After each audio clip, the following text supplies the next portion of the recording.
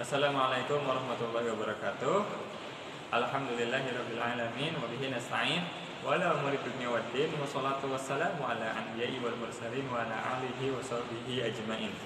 Innal hamdalillah nahmaduhu wa nasta'inuhu wa nastaghfiruh wa na'udzu billahi min shururi anfusina wa min sayyiati a'malina. May yahdihillahu fala mudilla lahu wa may yudlilhu fala hadiya lahu. Asyhadu an la ilaha illallah wahdahu la syarika lah wa asyhadu anna Muhammadan abduhu wa rasuluh. Amma ba'd. Pada kesempatan kali ini saya ingin menjelaskan sedikit mengenai peran pemuda dalam upayanya membangun bangsa.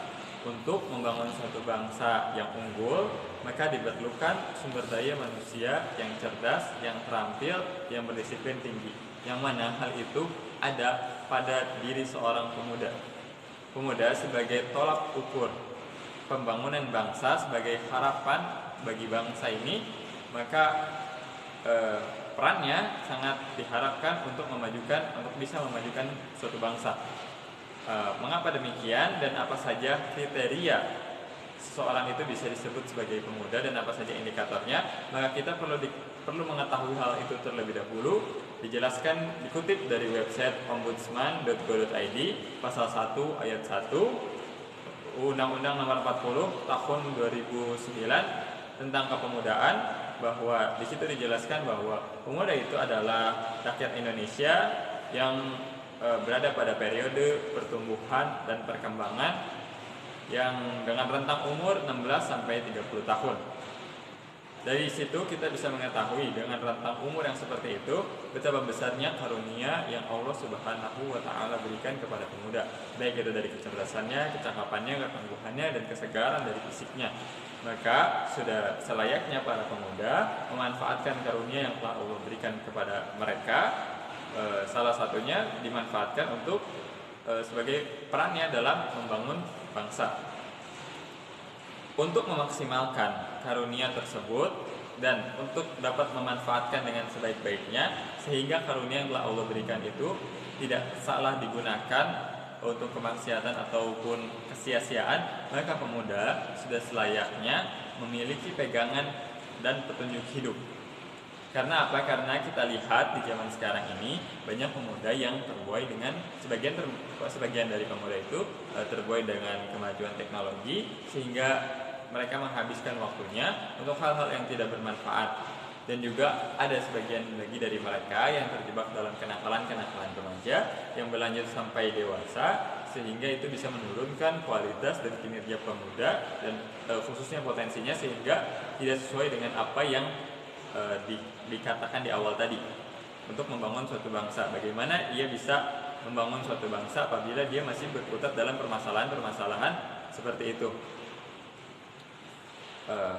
Apa penyebab itu semua? Apa penyebabnya? Kenapa pemuda bisa gagal dalam menjulang tinggi potensinya? Maka hal itu dikarenakan adalah karena pemuda muslim yang jauh dari Allah Subhanahu wa taala, yang jauh dari Al-Qur'an dan Sunnah, sehingga mudah tergoda dari kemaksiatan, dari hawa nafsunya dan dari pemikiran-pemikiran yang keliru seperti hedonisme, perilaku konsumtif, westernisasi atau kebarat-baratan, sehingga itulah yang membuat mereka tidak bisa menggunakan potensinya dengan baik.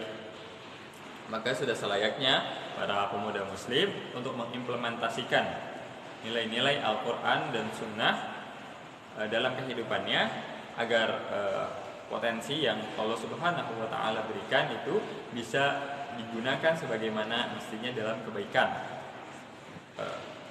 yaitu dengan implementasi nilai-nilai Al-Quran dan Sunnah dengan ketaatan kepada Allah dan Rasulnya.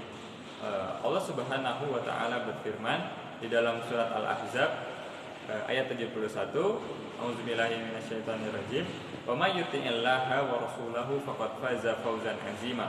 Barang siapa yang mentaati Allah dan Rasulnya, maka sungguh dia menang dengan kemenangan yang agung.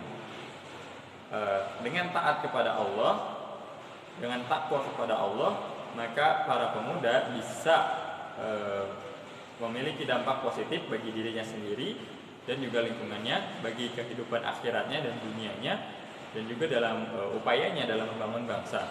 Contohnya adalah apabila ia misalnya diberikan peran dalam membangun bangsa dengan dipilihnya dia sebagai ketua daerah, kepala daerah seperti itu, maka dia akan dengan ketakwaannya, ketaatannya kepada Allah, maka dia akan amanah dalam tugasnya tersebut, dalam jabatannya tersebut, sehingga hal ini berdampak positif bagi dirinya sendiri dan orang-orang di sekitarnya dalam menunaikan tugasnya tersebut dalam upaya membangun bangsa. Maka itulah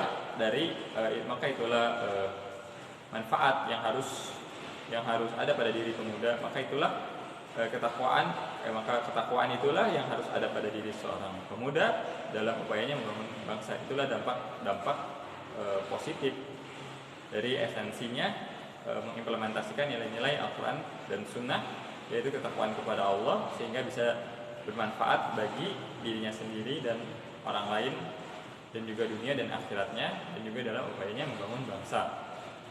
Sekian sedikit pemaparan materi dari saya. Mohon maaf apabila ada kekurangan dan kesalahan kata. Wabillahi taufiq wal hidayah. Wassalamualaikum warahmatullahi wabarakatuh.